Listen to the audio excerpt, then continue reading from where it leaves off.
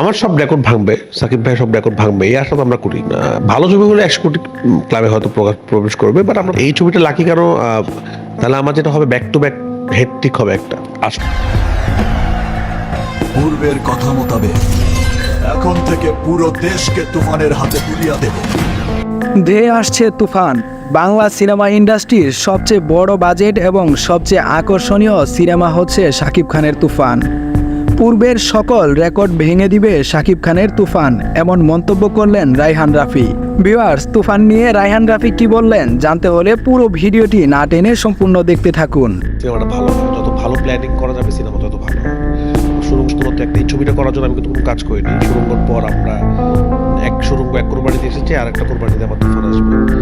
তো একটা বছর আমি শুধু একটা সিনেমা পিছনেই চেষ্টা করেছি। সাধারণত আমি আরো দুটো ছবি বানাই, হয়তো নেক্সট ইয়ারও দুটো ছবি বানাবো। তো এই ইয়ারে আমি একটা ছবি বানাচ্ছি শুধুমাত্র, তুফান। তো আমার সম্প্রতি প্রকাশ পেয়েছে তুফান সিনেমার একটি টিজ।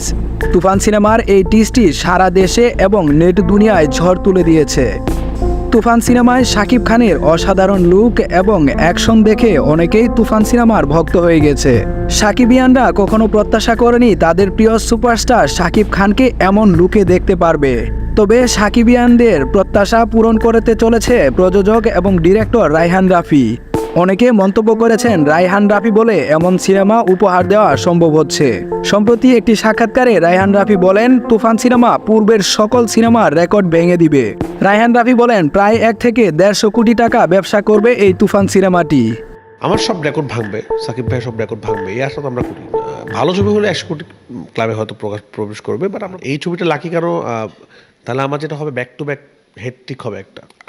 সো ভিউয়ার্স, এই ছিল আজকের ভিডিও। তুফান সিনেমা দেখতে যারা যারা আগ্রহী অবশ্যই কমেন্ট করে জানাতে পারেন আমাদের কমেন্ট বক্সে।